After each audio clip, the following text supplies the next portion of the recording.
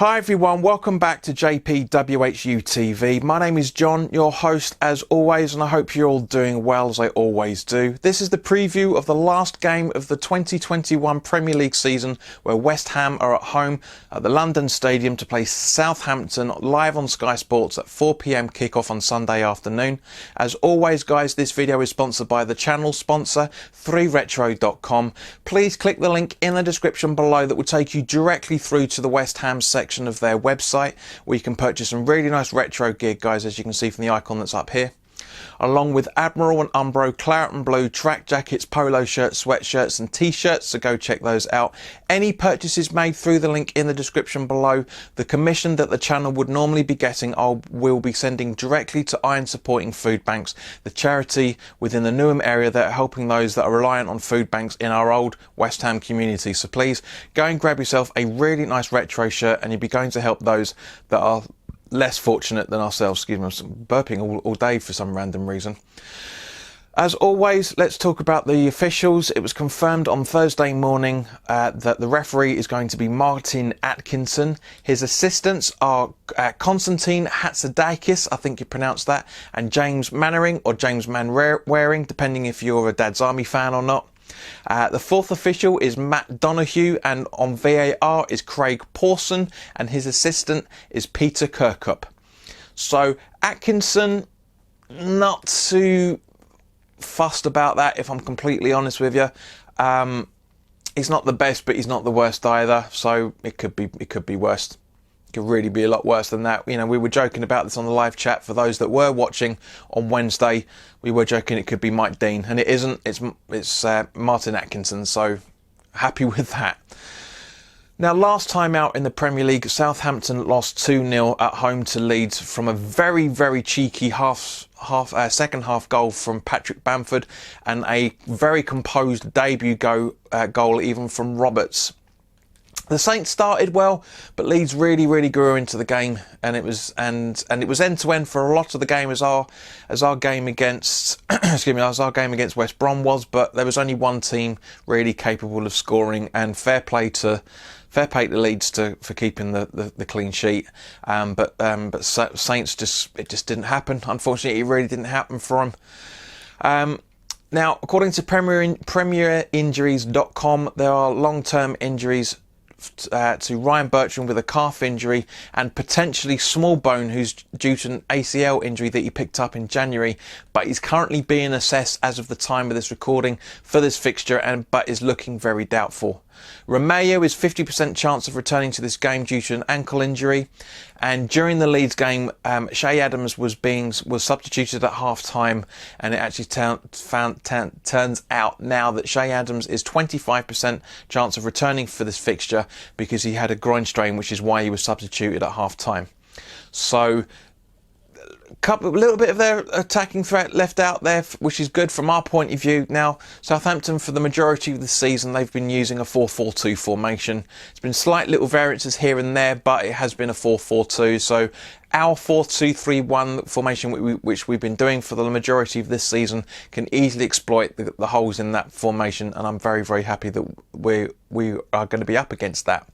Now, of course, as we remember in the reverse fixture, when we were at St Mary's, we drew 0-0 despite our very good chances, but we just couldn't score as usual. You know, it was just around about Christmas time, if I remember correctly, and it was very good. It was a very entertaining game, but a point against Southampton away is always good. It's always good. Now, when it comes to Southampton, players to look out for, obviously their highest goal scorer with Danny Ings. Big fan Gio is of Danny Ings. A lot of us are, to be fair. A lot of us would be very happy with Danny Ings, especially at West Ham, if he didn't have his injury record that he does. He's got 13 goals this season and 4 assists. James Ward-Prowse, one of the most lethal free kicks takers I've ever seen in the Premier League. He's got 7 assists and 9 goals. You know, Nathan Redmond, Theo Walcott, who loves to score goals against West Ham, as we know, and also is now going to be a permanent signing for the Saints as of Monday morning, because he signed a 2-year deal, so he's gone back to the club that gave him his chance in the first place. So I'm very happy for Walcott from that point of view. But as I say, he loves scoring against us, and fair play to this man. You know, Romero, if he's fit as well, there is a good chance we might see him, but you never know. Things change between now and the start of the game. Armstrong, the other Adams, loads of players that we really need to keep an eye out for. Southampton aren't mugs in any shape or form. You know, as AJ from Kiwi Hammers said, you know, when we did our fixture review of the 19-20 season, if I remember correctly, or the 18-19 season, one of the two. You know, AJ called Southampton's cockroaches because they just will not die. And he's absolutely right. Southampton's strengths are in their free kicks, as I mentioned earlier about James Ward-Prowse. They're very, very good at nicking the ball off the opposition. They're very good at coming back from losing positions. And also their set pieces as well. They are very high up with us in the set piece league, from what I was seeing the other day. But they are weak at avoiding the offside trap. They are terrible at defending on the counter attack, which is one of our strengths occasionally at defending through balls. They're terrible at, and despite. They're also very, very bad at giving desperate challenges in very, very dangerous areas and giving away free kicks as a result. Kind of like how it was against West Brom last night, which we'll come on to in a minute. And they are very, very poor at defending against skillful players. So they will struggle against Lingard. They will struggle against Antonio. They will struggle against Benrahma. They will struggle against Fornals. You know, Soufal, Rice, Soucek, you name it. They could really struggle. They are terrible at protecting a lead, and they're not very good at all at their aerial duels, which are many points that I reckon we could genuinely exploit. I think we can really go into Southampton. It's the last game of the season. Our fans will be back in the ground as well, for that matter. So what a better way to try and secure ourselves in Europe by getting all 3 points against Southampton in front of 10,000 viewers. Season ticket holders and customers, supporters, whatever you want to class us as. It'd be great to have supporters back in the ground as always. It was lovely to see it against West Brom as well. But guys, I just want to thank each and every single one of you that supported this channel over the last season and over the last 2 to 3 seasons as well, for that matter. We absolutely smashed 1,800 subscribers yesterday. For West Brom, because this is being recorded on Thursday for the Patreons. But as I say, guys, thank you very, very much for your support all season. We got 13 new subscribers last for the watch along against West Brom. So very, very good. So we're so close to 1,900 now. So close. If you're new round here, welcome. If you're enjoying what I'm doing, then by all means, please do hit the subscribe button, and more importantly, hit the notification bell so you know when new content is going up. And also, please do share this content and like this video if you're enjoying it.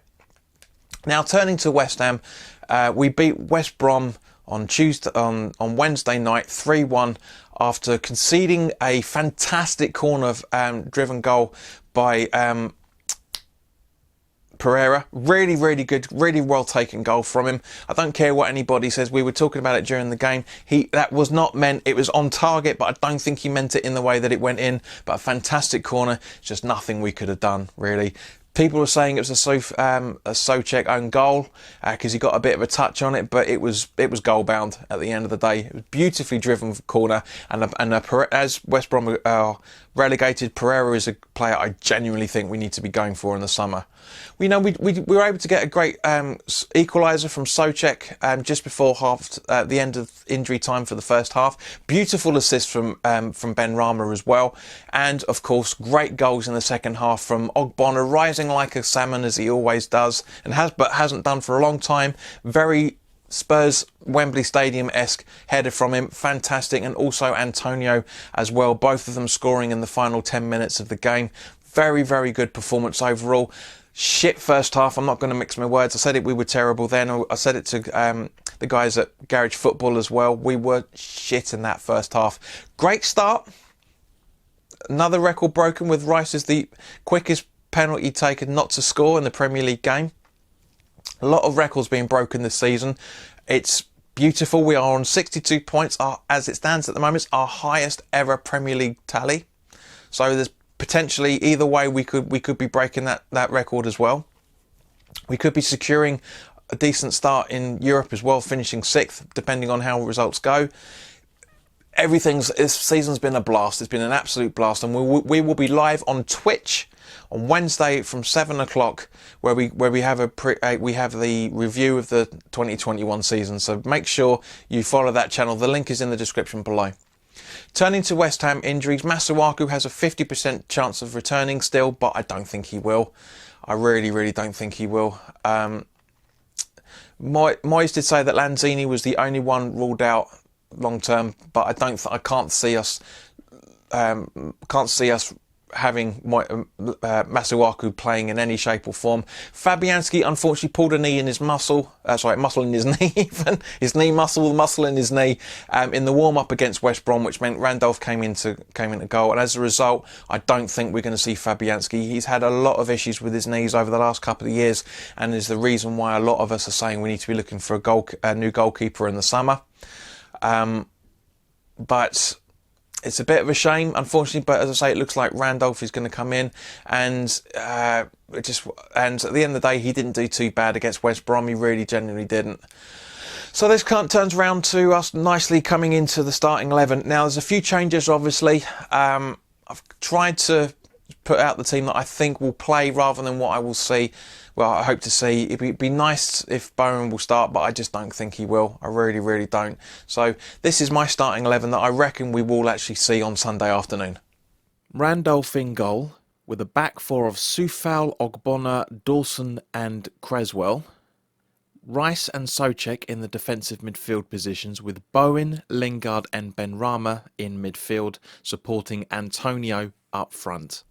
So thank you very much for your time, guys. Let me know your starting 11 in the comments below. Do you agree with the fixture, the formation, I should say?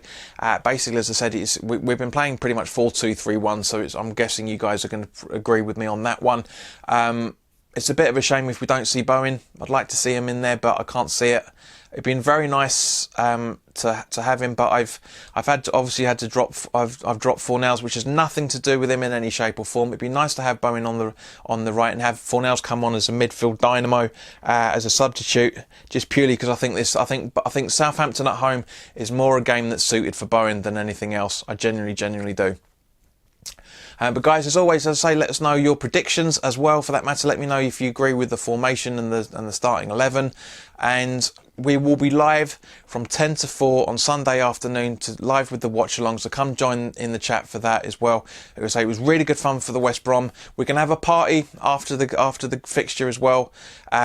I've got, as you guys would have known for the last few weeks, been watching the watch-alongs, I've got some more upbeat tempo music and songs now, which are all copyright free. So hopefully we should be right to celebrate very high and strong, I should say, end to the season. So in the meantime, guys, look after yourselves, enjoy your weekend, and I hope to see you on Sunday afternoon for the watch-along. All the best now. Take care.